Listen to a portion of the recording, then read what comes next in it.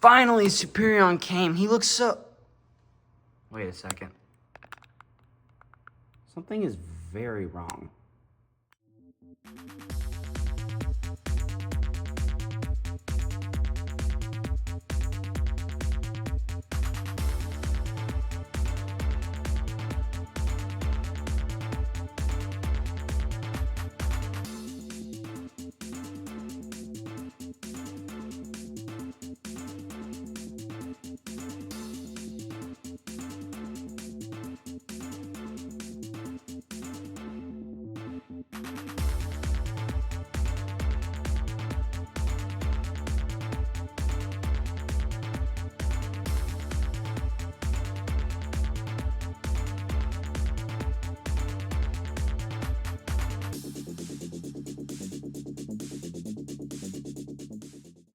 Welcome back, everyone. Hope your day is going amazing. Let's check out Age of the Prime Silverbolt, and we'll start in jet mode.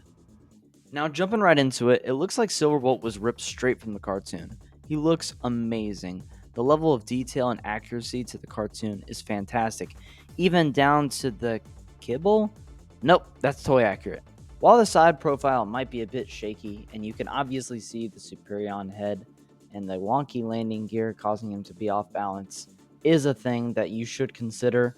You also need to look at the top profile and how clean it looks, and the heft that this figure presents.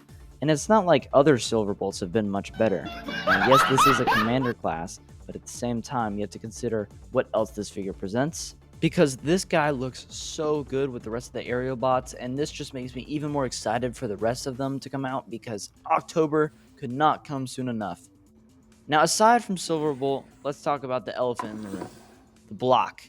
This thing's huge. Actually, let's move on, because Superion's rifle and his gun are also included. Now back to the block. And when I say this thing's a block, it's huge. I mean, Jazz is so surprised how big this thing is. And you know what? You could probably even use it as a wall. Yep, here we go, Blue Streak. He's literally using it as a wall just for cover. But the block isn't completely useless.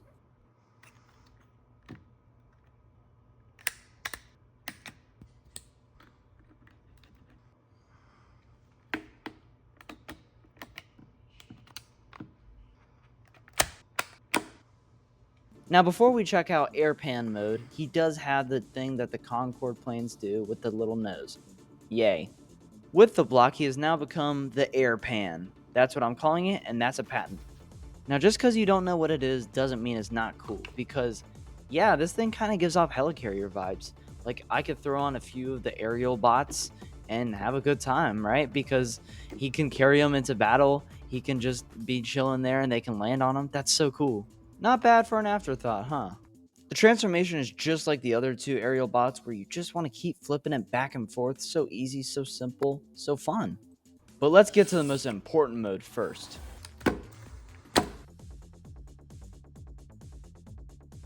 Okay, in all seriousness, this is just another throwaway base mode. But I will admit, he does look pretty cool in some shots with the turret. But like every base mode, there's a piece that falls off, and this turret literally does not stay on at all. Now let's toss that away until the main event, because Silverbolt is now the star of the show, because he looks great.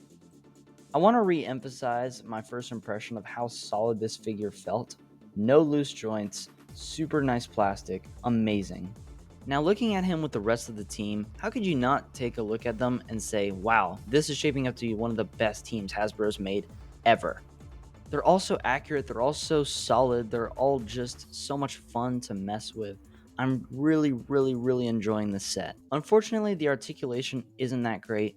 He's limited in a few areas, of course, being the shoulders and the legs going back, but overall has some solid articulation. And for being a character as lesser known as Silverbolt, this design and figure slaps. While there are a few proportional issues, such as the arms, where I wish they're a little bit bigger to sort of fill out the whole figure a little more, I can't deny how well the red and the yellow pop against the almost milky white. And the black is a nice little accent color to round it all off. He looks just amazing, and posing him is a dream. He's so photogenic. It's just so much fun to pose him, man. Now for size comparisons, here he is with 86 Optimus. Here he is with Earthrise Optimus. Here he is with Air Raid. Here he is with Slingshot. Here he is with other Silverbolt. And here he is with Needle Nose. Now let's combine them. So the transformation is a lot of fun, super easy, super quick. But getting it all together is so solid and easy and fun. Literally is such a breeze. Now looking at this combine mode, is there any more doubt that this is not the right way to move forward? Are frames not the right way? Of course they're the right way. Look at him, man. He looks amazing. I'm just so impressed with how accurate, how absolutely solid this thing is. And Minosaur was a step in the right direction, but this is even better, like exponentially better. Not only that, but he also has new articulation, new features such as locking, different things, but he's even more photogenic in this mode. How is that even possible? I don't even know. I also don't even know what else I can say about this that hasn't already been said. He's good. Buy it. Like, what else can I say? I will say that he does have a little bit of kibble, both in Silverbolt mode and in Superion mode on the back. But I imagine it almost as a big rocket booster, which I think is kind of cool because it's Superion and he can fly. But it's up to you whether you like it or not. Now, the bread and butter of this guy's comparisons is stacked up against Minosaur. And boy, do they look good together. I mean, as photogenic as Superion is, Minosaur's not far behind, and they just look like two rivals duking it out. And speaking of Minosaur, here he is with Minosaur. Here he is with my custom Bruticus. Here he is with Scrapper, Bone Crusher, Grimlock, Magnus, Bumblebee,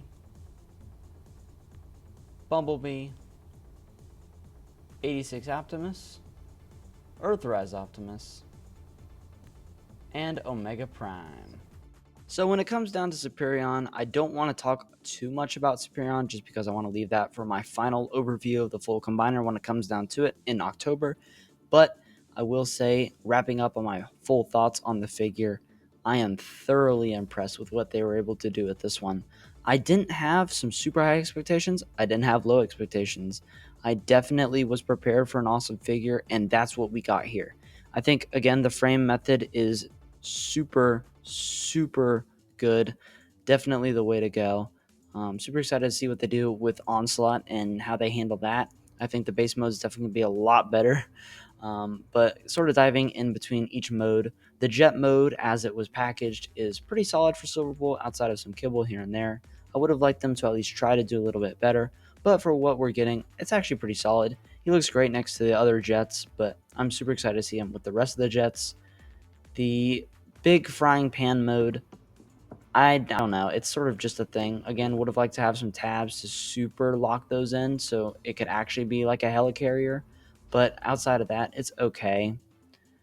The base mode is obviously cheeks. It's maybe the worst base mode of all time. It's literally just a wall with a gun on it. Weakest force of all time. But it's okay. The real star of the show is Silverbolt's robot mode because it looks like it walks right off the screen. A very nice looking, very solid figure.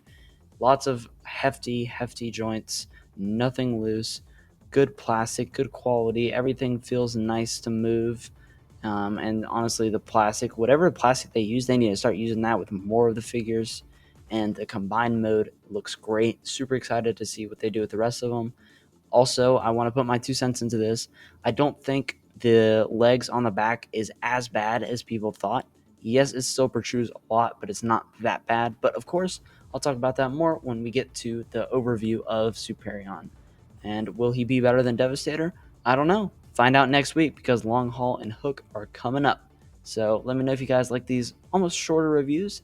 And I thank you guys so much for watching. If you commented all the way, comment Wild Rider because he's at my desk. Anyways, that's going to be it from me, and I'll see you guys in the next one. Peace out.